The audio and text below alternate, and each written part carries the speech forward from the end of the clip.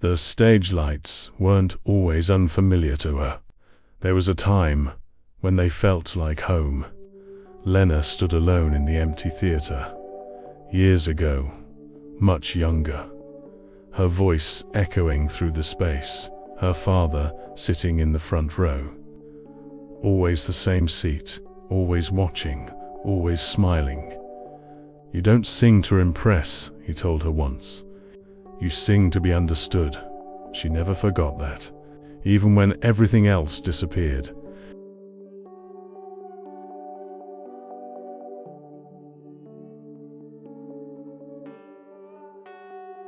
Act 26. The day everything stopped. Hospitals don't sound like places where dreams end, but they are.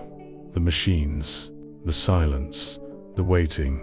Lena sat beside her father's bed, holding his hand, listening, not to music, but to breathing, weak, uneven, fading. "You have to keep singing," he whispered. Lena shook her head. "I can't." He smiled faintly. "You will." That was the last time he spoke. After that, everything changed. Not slowly, all at once. Bills, debt, reality.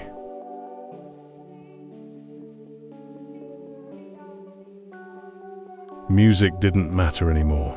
Survival did. She left the school, stopped training, stopped performing, stopped being who she was, and no one noticed. Because the world doesn't pause for loss. Backstage, the noise of the audience faded into something distant. Lena sat alone, her hands resting on her knees, still, too still, her breathing uneven.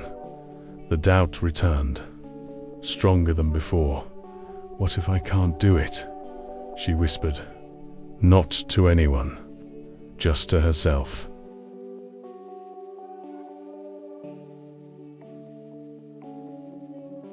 The performance didn't go perfectly. Not at first. The first note, slightly off, barely noticeable.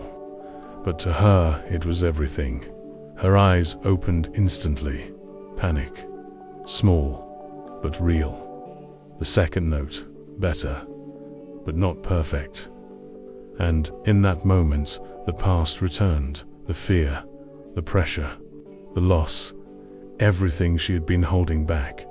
Her voice faltered, just for a second. The audience noticed, not clearly, but enough. A shift, a hesitation. Ethan saw it. From the shadows. He didn't move, didn't help, because he understood something now. This was her fight, not his. And then something changed. Not outside, inside. Her father's voice, clear, calm. "You don't sing to be perfect." Silence. "You sing to be understood." Lena closed her eyes again. And this time, she didn't try to control the moment. She let it happen. The next note was different, not cleaner, not louder. Real. And that made it stronger. The fear didn't disappear.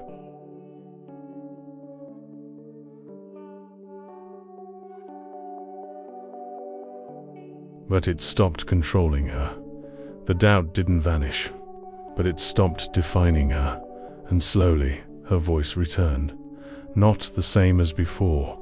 Better. The audience felt it. Even if they couldn't explain it, something shifted from performance to emotion, from technique to truth. And that's when everything changed. This time, they didn't wait. The applause started before she finished. Not loud at first, but growing, building, until it filled the entire theater.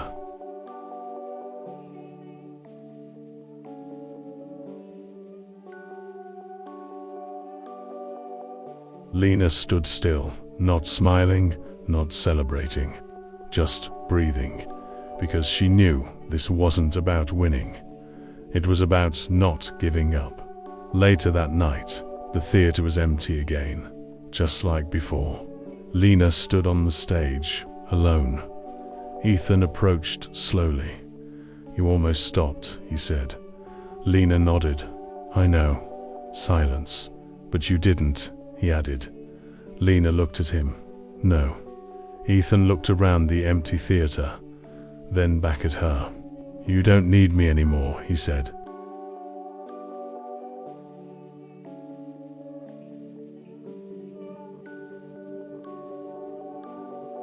Lena smiled slightly.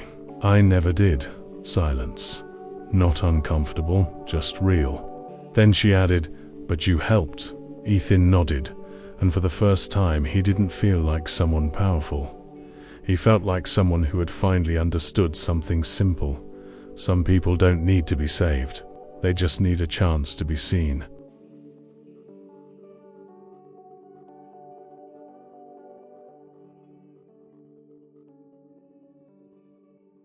Success didn't happen the next day, or the day after, or even the week after. Lena didn't become something overnight. She struggled, quietly, every single day. The rehearsal room was small, cold, empty most of the time. Just a piano, a mirror, and her.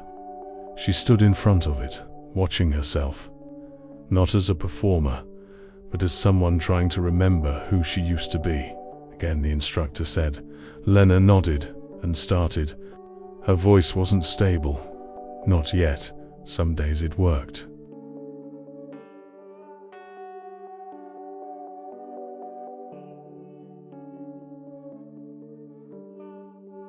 Some days it didn't, and those days were harder, because talent doesn't disappear, but confidence does, and once it's gone, it doesn't come back easily. She stopped mid-aria. Again. "I can't," she said. The instructor didn't argue, didn't comfort, just waited, because this wasn't about skill anymore. It was about belief. That night, Lena walked home. Not to a big house, not to comfort, to the same small place, the same routine, the same reality. She sat at the table.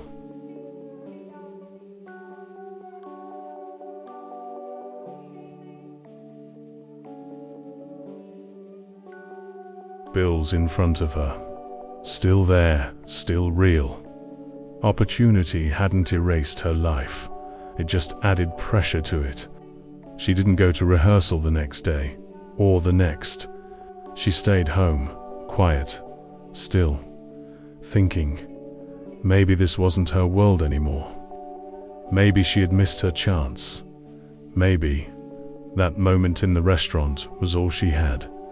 Ethan didn't call her, didn't pressure her, didn't show up. And that mattered, because for the first time, no one was trying to control her decision.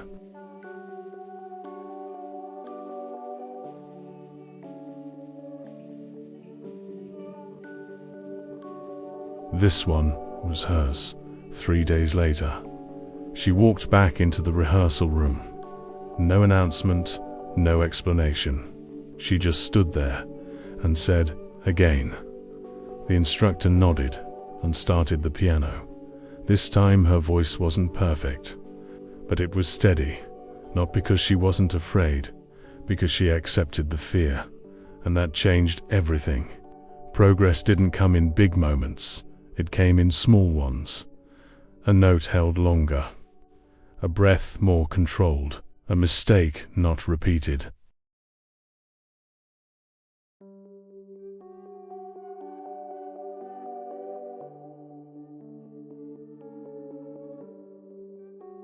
And slowly, those small wins became something bigger. Another performance. Smaller stage, smaller audience. But, just as important, Lena stood there. Not shaking this time. Not frozen. Just focused. She sang. And this time, she didn't stop. The audience didn't just hear her voice. They felt something. Not perfection, not technique, truth. and that's what made them stay. Ethan watched again, from a distance. Always from a distance. Because he understood now, this wasn't his story. It never was. He had been the beginning, not the reason. Months later, everything looked different. Not because she became famous overnight, but because she became consistent, strong, present. She wasn't the girl from the restaurant anymore, and she wasn't trying to be. She was something new. One evening, Lena walked past the restaurant again. The same place, the same door, the same memory. She stopped, just for a moment, then kept walking.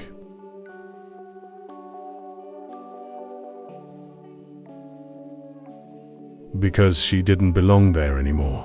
Not because she was better, but because she had moved forward. Ethan stood across the street, watching, not interfering, not approaching, just observing, and for the first time, he didn't feel powerful. He felt quiet, because now he understood something that money never taught him. Some people don't need to be lifted. They just need a moment to rise.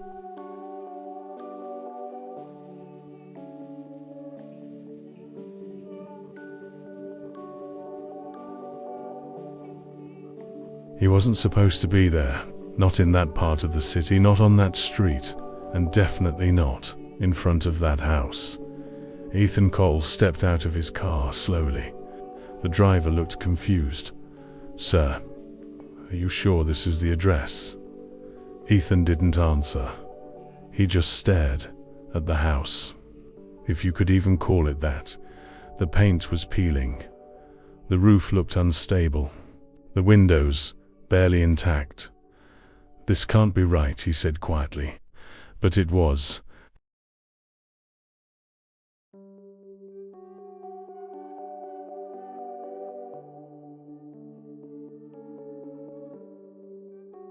Because that was the address she had written. The maid. The one who showed up every day. Always on time. Always silent. Always invisible. Her name was Maria. At least that's what the staff called her. Ethan had never asked more. Why would he? She cleaned. She left. That was it. No conversations, no stories, no presents. Until 3 days ago. It was something small, almost nothing. Ethan dropped a document. Important, confidential.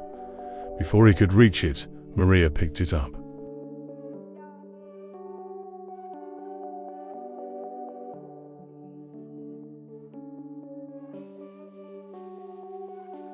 Quick, careful, but not carelessly.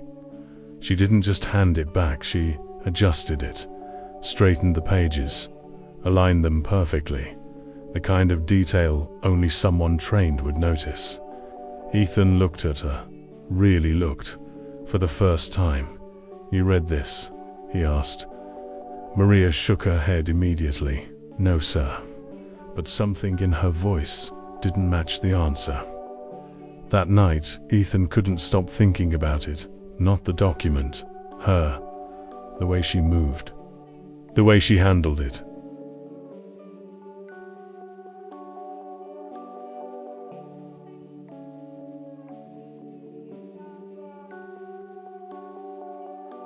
The precision, the control. That wasn't random. That wasn't just a maid. So the next day, he did something he had never done before. He followed her. And now, he was here, standing in front of her house. Or what he thought was her house.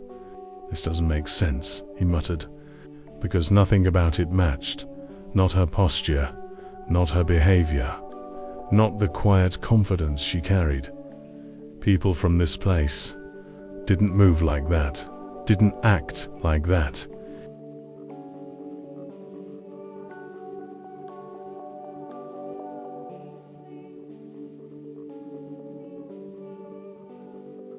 didn't carry themselves that way. So what was she hiding? Ethan walked forward, slowly, every step louder than it should be. He reached the door, knocked, once, no answer. He hesitated. Then the door opened. It wasn't Maria. It was a child, a little girl, maybe 7. She looked at him, not afraid, not surprised, just calm. "You're from the house," she said. Ethan blinked.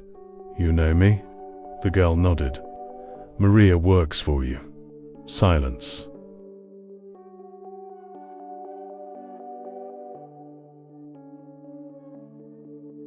Then Ethan asked, "Is she here?" The girl stepped aside. "She's inside." Ethan stepped in, and everything changed. Because the inside was not what he expected, not at all. The house was simple, small, but organized, clean, every object in place, every detail intentional. And then he saw them. Not 1, not 2. 6 children, sitting, reading, studying, quiet, focused. Maria stood at the end of the room, frozen, looking at him. Not shocked, not scared, just resigned. "You shouldn't be here," she said. Ethan didn't answer. He couldn't, because nothing made sense anymore. "What is this?" he finally asked. Maria looked around at the children, then back at him. "My life."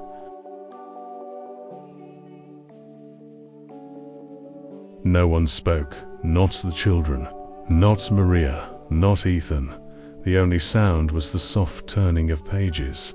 One of the kids looked up, then another, and another.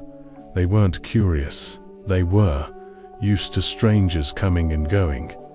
That was the first thing that felt wrong. Children don't look like that, not at that age, not with that kind of quiet. Ethan stepped further inside. Slow, careful, as if the space demanded respect. "You live here, with all of them?" he asked. Maria nodded.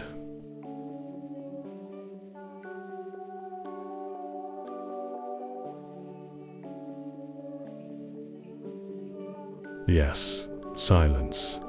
Ethan frowned. "They're your children." Maria shook her head. "No." Then she added, "But they're mine now." Ethan looked at the room again, this time more carefully. Books, not toys, not distractions. Books, organized by subject, math, language, science, even history. "These aren't just kids," he said. Maria looked at him. "I know." Ethan turned back to her. "What does that mean?" Maria hesitated. And for the first time, she wasn't in control of the situation.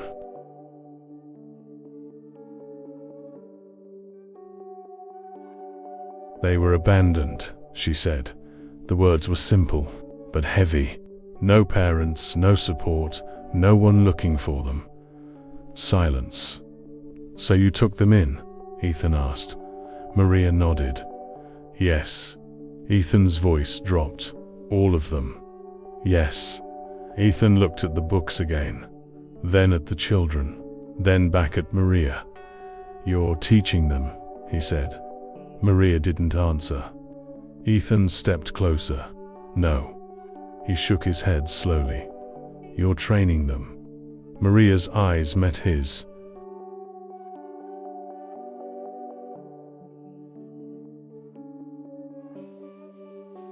And that was the moment he knew he was right.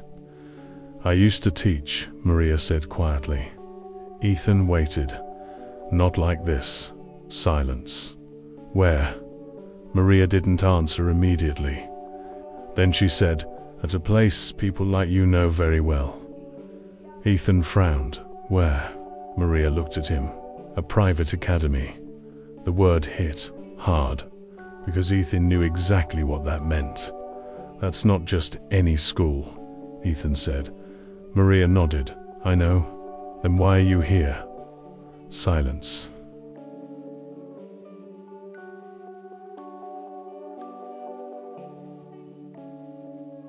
Then she answered, "Because I chose to be." Ethan didn't believe that. Not at first. "No one walks away from that," he said.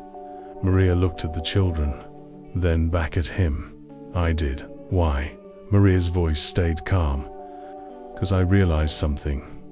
She paused. They didn't need another elite student. Ethan stayed silent. They needed someone who wouldn't leave them behind. Ethan looked around again. This time he saw it.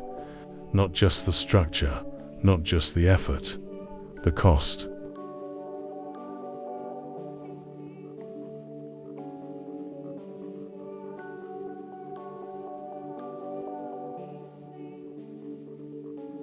The sacrifice, the life she gave up. "You gave everything up for this," he said. Maria nodded. "Yes. And what do you get in return?" Maria looked at the children. "They stay." Silence. Something changed inside Ethan. Not dramatically, not instantly, but enough.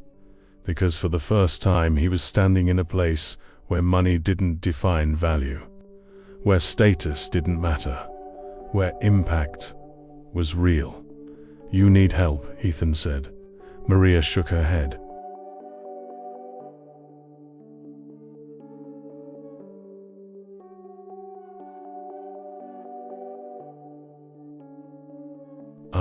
Managing." Ethan frowned. "This isn't managing, it's surviving." Maria didn't argue, 'cause she knew he wasn't wrong. But she also knew something he didn't. Help always comes with conditions. "If you're here to offer money," she said, "don't." Ethan paused. That wasn't what he expected. "Why?" he asked. Maria's voice stayed steady. "'Cause I've seen what comes after that. Silence. And I won't let that happen to them." Ethan stepped closer.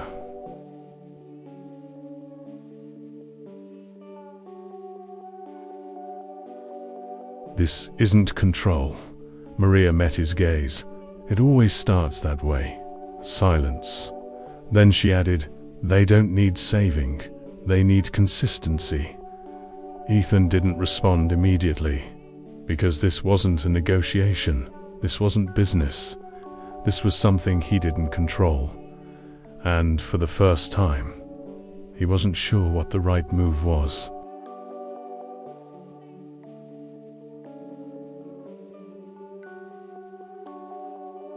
Ethan didn't speak, not right away, because for the first time in a long time, he didn't have an answer ready.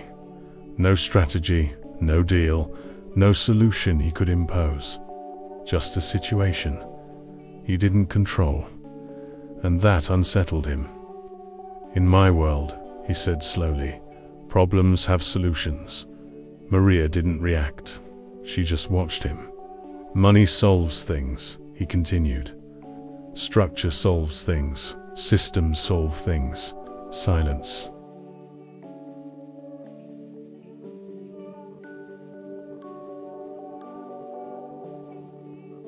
Maria finally spoke. "And what happens when people aren't problems?"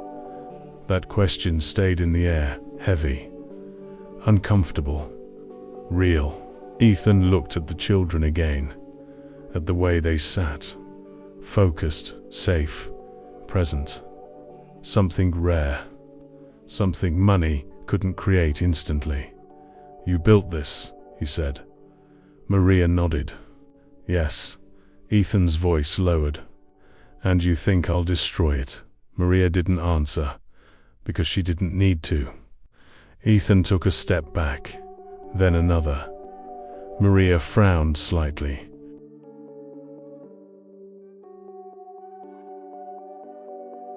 "What are you doing?" she asked.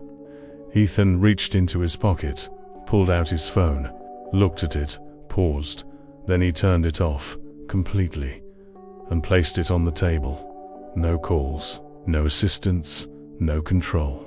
"I'm not here as a billionaire," he said. Maria crossed her arms. Then why are you here? Ethan took a breath. Because this was the first honest answer he had given all day. Because I didn't know this existed. Silence. And now that I do, he paused.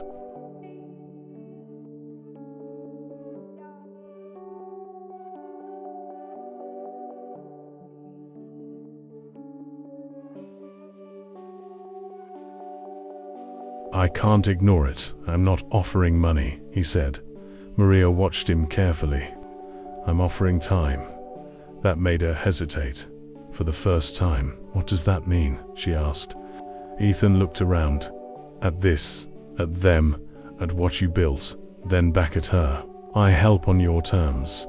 Maria didn't accept immediately, because she had heard promises before. Empty ones. Dangerous ones.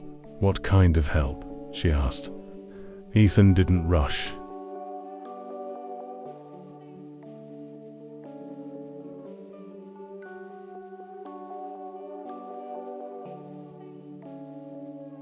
No contracts, no ownership, no changes you don't approve. Silence. And if I say no? She asked. Ethan nodded. Then I walk away. The children were watching now. Quiet, aware. Even if they didn't understand everything, they felt it. The tension, the decision. Maria looked at them, then at him, and then back at them. And in that moment, she wasn't choosing for herself. She was choosing for them. Act 31, the answer. One condition, she said. Ethan nodded.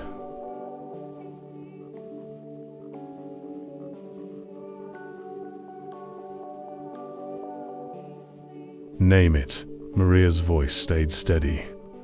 They stay exactly as they are. Ethan didn't hesitate. They do. Silence. Then she added, and if you try to change that. Ethan finished the sentence. I won't be welcome here. Maria nodded. Yes. Ethan extended his hand. Not like a businessman. Not like a deal. Like a person. Maria looked at it, then shook it. Not because she trusted him completely, but because she was willing to try.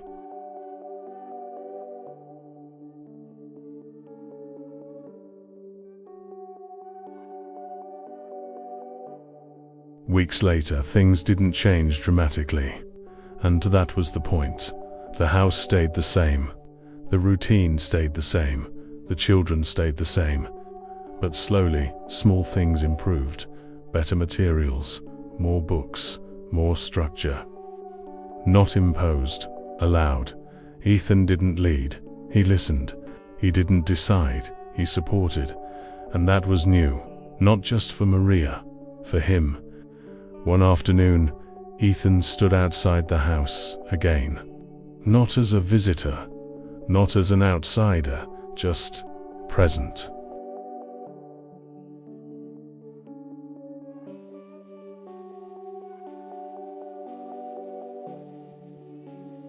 Watching the children inside, learning, laughing, living. Maria stood beside him. You didn't try to change anything, she said. Ethan shook his head. No. Silence. Then he said something simple, but it changed me. Maria looked at him, and for the first time she believed it.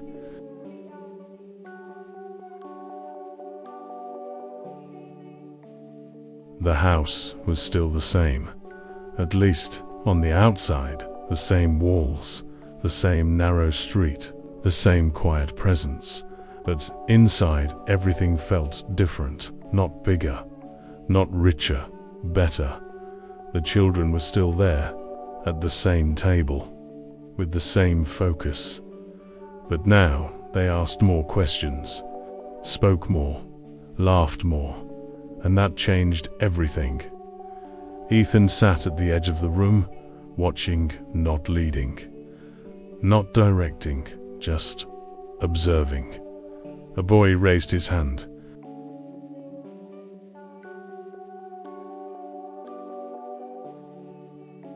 Can I try it again? Maria nodded. Of course.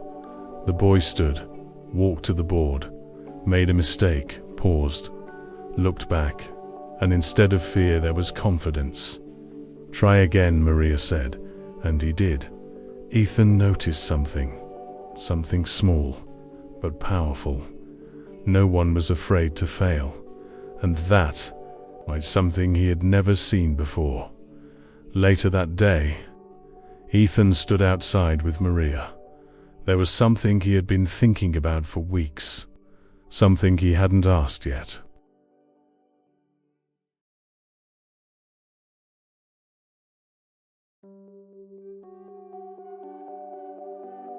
"Why didn't you tell anyone?" he said. Maria looked at him.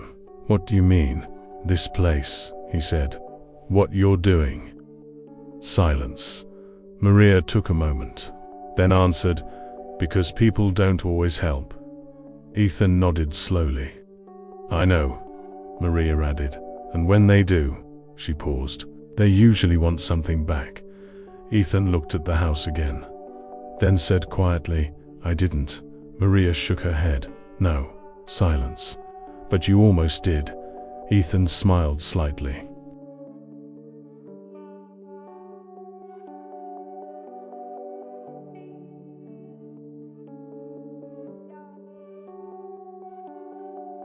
That's true. Months pass, and something unexpected happened. Not because of money, not because of influence, because of consistency. Another house opened, smaller, simpler, but the same idea.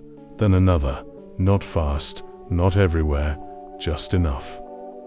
One evening, Ethan walked into his own house, the same place where Maria worked. But it didn't feel the same anymore, because now he noticed things, small things, the way people moved, the way they were treated.